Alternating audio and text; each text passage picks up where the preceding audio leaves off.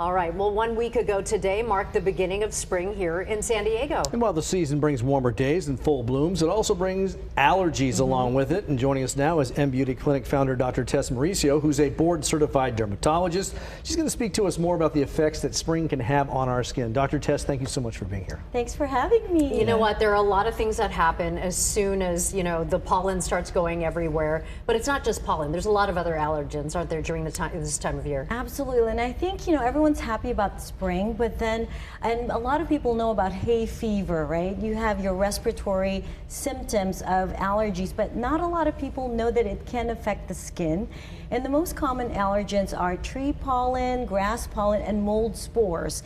And it's all over. And when the allergen hits your immune system, it activates it, it releases histamine, and then it can wreak havoc not just in the respiratory organs and the system, but also the skin. When you see that happen, I mean, we know about sneezing and all that, but when it affects the skin, do you get blotchy, or what are some of the symptoms that obviously you've been affected by this? It's interesting because most people are not even aware. They're aware of their, you say itchy eyes, runny nose, but they'll come to the clinic and they're like, oh, my skin feels itchy, it feels dry, it's red, my eyelids, it's a little flaky, and those who are prone to eczema or contact dermatitis are flaring now, and they don't make that association that it could be from spring and the allergens all around. Hay fever actually can cause not only the sneezing part of things or the respiratory stuff, it causes hives, doesn't it? Yes, so a lot of people, hives or what we call urticaria, it definitely can happen.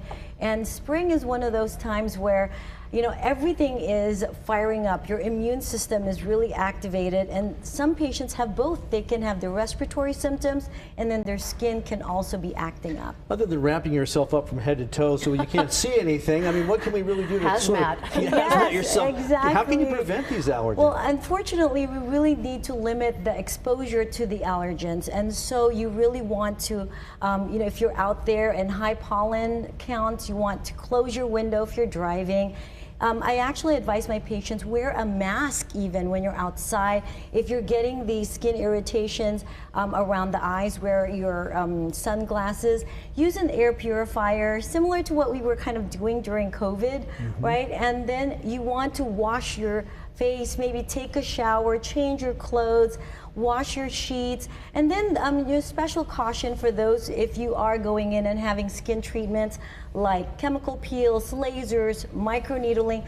The skin barrier function is not completely intact. You will be more prone to skin allergies and skin eruptions. And so, also using your regular skincare regimen to fortify the skin barrier really can make a difference. So probably no acid peels or things like that can affect you. If you are prone to allergies, now is probably not the time. And if you do, when you go out after your peel and for a few days after, you may want to use a mask and cover up the skin. Antihistamines would help as well, wouldn't they? So it's such an important thing to tell people, but like you said, you have to wash your hair, you have to clean your clothes, change your clothes, because it's on there. But antihistamines will also be helpful, won't they? Yes, well, histamine is the big part of what's going on. And so antihistamine definitely can help. There's a lot of over-the-counter antihistamine, nasal rinses as well.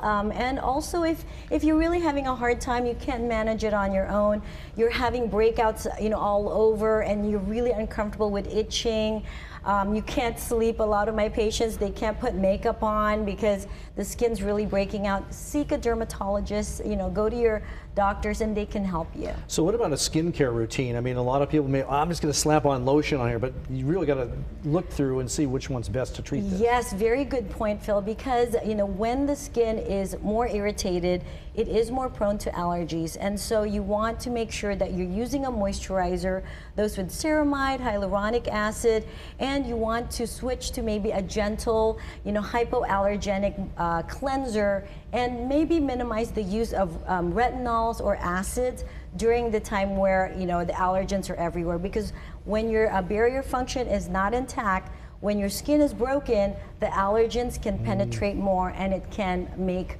your skin act up. And typically, just how long do these last for? Like the symptoms, I mean, It's It probably really just good. varies per patient. Some patients have it, really bad. Some patients with a little bit of antihistamines on a daily basis, it can be manageable. And so it really varies. And so being proactive and knowing that there is an association, right?